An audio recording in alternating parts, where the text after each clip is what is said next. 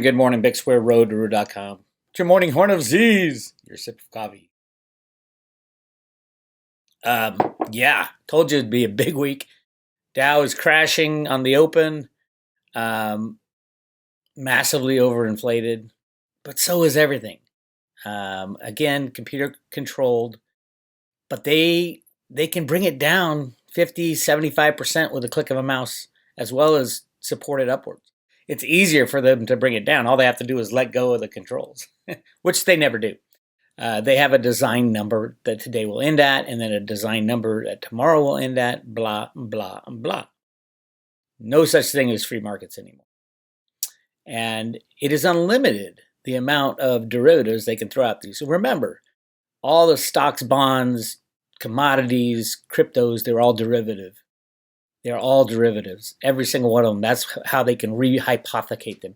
These are not real assets trading. That's why the world literally needs something like Veritasium, which assures peer-to-peer transactions for capital assets. I'm just saying, it's not a commercial for Veritasium, and it is so important they'll probably lock it away and it'll never see the light of day. It'll probably go to zero. But if we want free markets, we have to learn how to trade real assets and not derivative assets. Okay? So this is 100% predicted on the road to Ruta. As you guys know, we are in the middle of this crash. Huge repo today. Let me go for the repos right away. This is the start of the second leg of the 14 days. But they had to do it before the others expired. The others don't expire, I think, till tomorrow or the next day. But we had a 14-day repo of 38.85. This gets tacked onto the other, and I'll show you in my graph in 1 second. This gets tacked onto the current repos of 139 billion that are currently the cumulative, or the 14-day.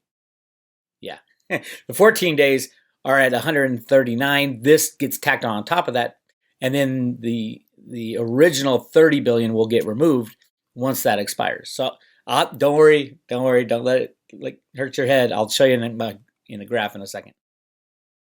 All right, and then we had the overnight repos of 37.5. Remember, the Fed said this was just about taxation on September 15th. Then they said it's just about the end of the year. Now they have no excuses. They have no more excuses. This is a failing banking system. This is the plumbing completely blocked up. And so let's take a look at, here's where we currently stand. This is as of today, October 8th. As you can see down here, if you guys have been following this, the overnight is 37.5, which is down from the 52.7 yesterday. Now this will go up as a little later they're going to announce the reverse repos are probably about 5 billion or 6 billion. So this will probably go up a little bit. But the key here is the cumulative has gone up because they added a new 14-day repo. It went from 139 to 177 billion, 0.85. That makes the total outstanding right now of 215 billion. Now I've said, right now we're on a linear graph that will go exponential as we have breakdowns in the stock market, hint, hint, hint, hint, hint, hint, hint, hint, hint, and other things have stressing needs. Like obviously when the derivative bubble blows, this thing goes exponential. That's when they come and say, we need 20 trillion. They have to come to Congress for that because it's got to be permanent. We're going to go, we need $20 trillion. That's our chance to say no. So where am I looking at that right now? Probably in the early November timeframe. But between now and then, to get from 215 billion to 20 trillion, it's going to take a lot of chaos and a lot of bailouts and a lot of money shoved into the system and a lot of loss of confidence. That's the key, the loss of confidence. So yes, I expect this 215 to keep rising and rising and rising. Then we'll have some kind of market dislocation. Then we'll have the computers seizing up. Then we'll have them coming to Congress for the 20 trillion, blah, blah, blah. Now I'm going to do a live stream today, a Q&A at 11 a.m. Pacific time, which is 2 o'clock Eastern time. If you guys are interested, I'll be posted on YouTube as well. Go to the Road to Ruta YouTube channel for the live stream. All right? Okay.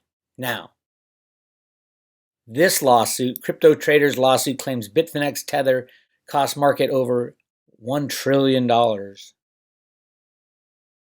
new lawsuit claims crypto exchange Bitfinex, which is part of the crypto cabal, Tether, Bitfinex, Block One, they're all part of the crypto cabal. A new lawsuit claims that Bitfinex and its sister company Tether manipulated crypto market, hamstringing traders and benefiting themselves. Bitfinex, now they rig it up and down, so it's not just up.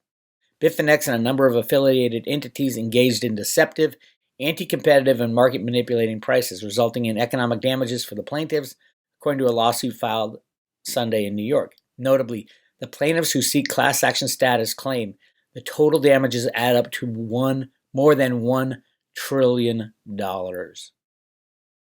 This is a huge lawsuit that could take down the crypto cabal, which would be a great thing. And it's true. And you're like, well, how can it be $1 trillion if the market cap isn't even $1 trillion? It's very easy. They make money rigging it up and they make money rigging it down. Quote, calculating damages at this stage is premature, but there is little doubt that the scale of the harm wrought by the defendants is unprecedented. Their liability to punitive class likely surpasses 1.4 trillion in US dollars, and we can all join this class action lawsuit against them. Now, what does that mean for cryptos?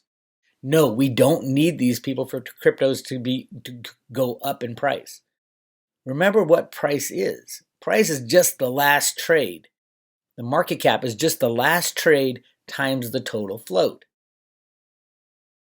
The last trade times the total float. So yes, one trade in Bitcoin, one trade, the last trade, if Bitcoin trades at $100,000, 100,000 times, it could go over $1 trillion just on one trade of one Bitcoin.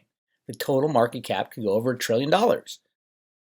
That's how market cap, you don't need $1 trillion to go into the system and buy cryptos for the market cap to be at $1 trillion. It's only the last trade, and people don't understand that. If Bitcoin goes up, the market cap goes up by $1 trillion, it doesn't mean $1 trillion came into the market. It could mean that $1 came into the market and Bitcoin just traded at a much higher price. Because the way market cap is calculated is the last trade. The last trade times the total float, which is what, 17, 18 million coins? It's been so long since I looked at it. Should be in that range. That's the key to understanding the market value of anything. It's just the last trade times how many are out there. Okay? So no, we don't need billions and billions of dollars to go into cryptocurrencies for the market cap to go up trillions and trillions of dollars. Does that make sense? I hope so. It's hard to think about that, but it is true. The market cap is just the price of the last trade times the total float, the total amount of coins out there. All right. Really interesting story, and I have been talking about this for a long time. This is on Zero Hedge, paper money, or actually it's from Simon Black of Sovereign Man. Let's go right to the direct source. Give them some credit, right? Sovereign Man. Gold's long-term gains have even outperformed Warren Buffett. Warren Buffett, despite his extraordinary investment success, has a rather famous and long-standing love-hate relationship with precious metals.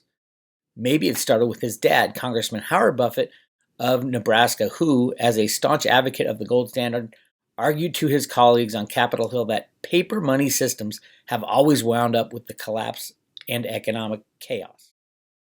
Absolutely. Those who have followed my work know what I think of Warren Buffett. I think he's lying. I think he's a good guy waiting in the wings to help destroy the old system. Warren Buffett doesn't hate gold. He understands gold more than anybody. Warren Buffett idolized his father and still does to this day. He understands what the battle is all about. And I know it shocks a lot of people, but all you got to do is read his biography. Get to know the guy. Do your homework, and you'll understand that what he's saying right now is he's faking everybody out. It's a lie. It's a lie for a good reason. He's trying to take down the system from the inside, from behind the scenes. Read this article, Warren Buffett himself, blah, blah, blah, blah, blah. And of course, we know gold has outperformed Buffett. He says, oh, you can't do anything with gold. You're not supposed to do anything with gold. Gold's not a business. It's not a company. It's an asset. It's money. Or it's a store of value in the case of when money fails. You're not supposed to do anything with gold. Yes, it does not have a return, but that's the kind of asset you want. You don't want any risk in your asset when you're talking about a global financial meltdown. Of course, there's a lot of risk in gold because they don't know how much there is. Silver, on the other hand, that was his best investment. 130 million ounces of silver back in the late 90s. And then they took it away from him.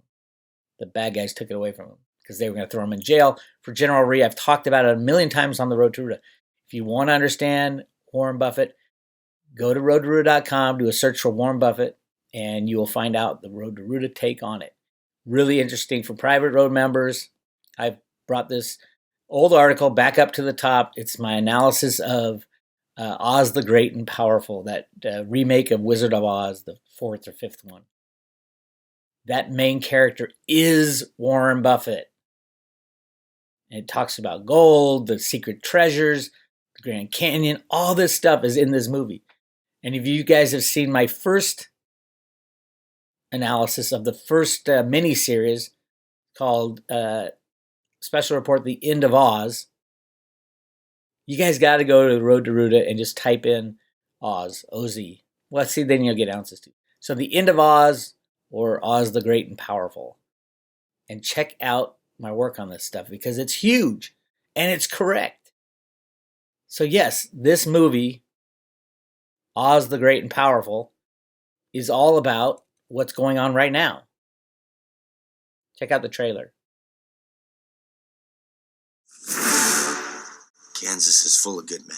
I don't want to be a good man.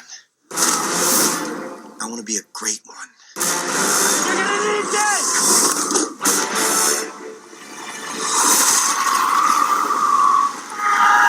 I don't want to die! I haven't accomplished anything yet! Please!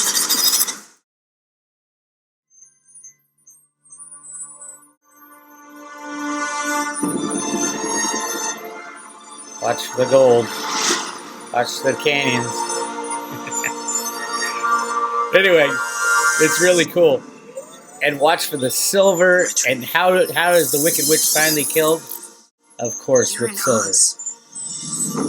I'm Theodora the Good Witch. Where's your broom?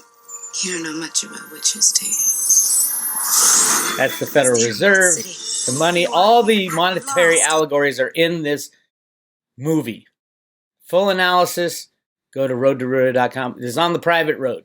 And I've moved it right to the top of the private road so you can get your hands on it. And if you guys want to join the private road, now's a good time. All right. Actually, I'm going to put this on the Patreon channel as well today. So keep a lookout. It'll give you a link right to it. And yeah, it's all happening. The whole Road to Ruta theory is happening before our very eyes. There are good guys behind the scenes looking to take out the bad guys. But the only way to do that is to destroy the old system. And the only way to destroy the old system was to build the edifice, the bubble so big, so beyond comprehension that there's no way you could stop the popping of the bubble. And that's what Alan Greenspan did in the late 90s. That's what we're living through right now. If we don't stop it now, our grandkids, their grandkids, and their grandkids will have to deal with much worse problems that we're going to have to deal with right now. Keep that in mind. Again, 11 o'clock today, live stream. Give me a thumbs up and like and subscribe. I think we're over 60,000 subscribers now, which is not bad with a YouTube ban on subscribers for Road to Ruta. It's been in 50s for so long, it's ridiculous. But I got notification that we're over 60. Keep it up. Spread the word. Subscribe. You're going to get front row seats to this crazy transition we're going through. It's a big square. I'll talk to you later.